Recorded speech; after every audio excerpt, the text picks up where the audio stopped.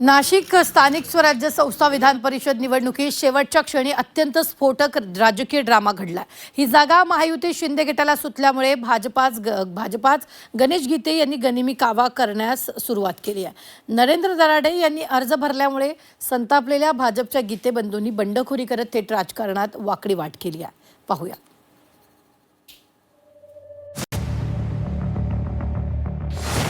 नाशिकमध्ये शिवसेनेविरोधात भाजपचा बंडखोर। नरेंद्र दराडेंविरोधात गीते बंधूंनी थोपटले दंड। शिवसेना युबीटी दराडेंचा हिशोब चुकता करणार। नाशिक विधान परिषद मतदारसंघातून महायुतीचे अधिकृत उमेदवार नरेंद्र दराडे यांनी भाजप शिवसेना नगरसेवकांच्या उपस्थितीत अर्ज भरला। पण काही तासातच भाजपचे गणेश गीते यांचे बंधू गोकुळ गीते यांनी अपक्ष अर्ज भरून बंडखोरीचं निशाण फडकावलं।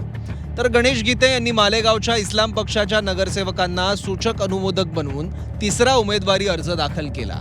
महायुतीच्या अधिकृत उमेदवाराविरोधात दोन बंडखोर रिंगणात उतरल्यानं शिवसेनेची डोकेदुखी दुप्पट झाली आहे। कार्यकर्ते आणि समर्थकांच्या आग्रहाखातर मी त्या ठिकाणी अपक्ष उमेदवारी अर्ज आज या ठिकाणी सादर केलेला आहे। आता उद्या छाननीनंतर पुढची रणनीती त्या ठिकाणी आपण ठरवू।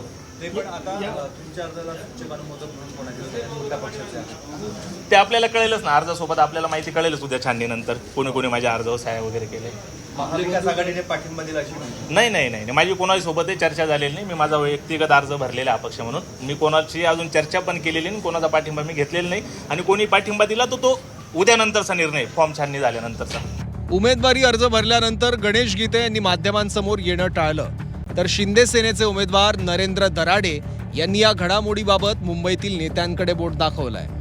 शिवसेना नेते दादा भुसे यांनी 4 जूनपर्यंत तिढा सुटेल अशी अपेक्षा व्यक्त केली आहे। महायुतीतील नेते ठरवतील, ज्यांनी कोणी फॉर्म भरलेला आहे त्यांच्याबद्दल निर्णय घेण्याचं काम वरचे नेते ठरवतील। महायुतीमध्ये ज्यांनी फॉर्म भरलेले जे मागत होते त्यांना पण शुभेच्छा दिल्या होत्या आणि त्यांनी सांगितलं की ज्याला फॉर्म मिळेल त्याचं आपण काम करू, त्याच्याबद्दल काही हेच नाही। महायुतीच्या माध्यमातून शिवसेनेचे माननीय नरेंद्र दराडेजी यांना उमेदवारी देण्यात आलेली आहे।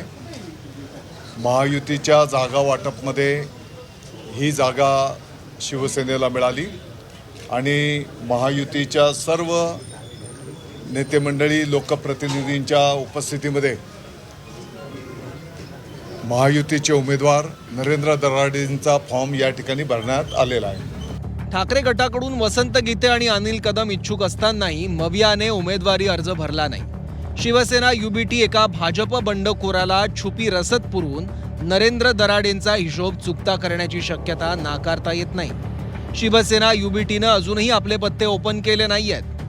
जो अहवाल द्यायचा होता तो मी दिला आणि ह्या प्रकरणामध्ये कुठल्याही प्रकारे अशा प्रकारच्या गोष्टीत तुम्ही माझी पूर्वीची कारकीर्द ज्याने पाहिली असेल त्यांना तेही माहिती आहे की ह्या गोष्टी मला कायम अमान्य राहिलेल्या आहेत।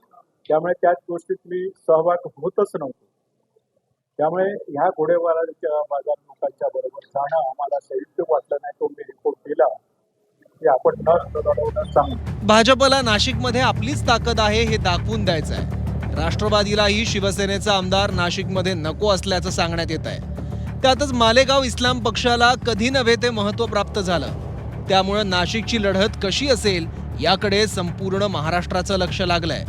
योगेश खरे, झी 24 तास, नाशिक।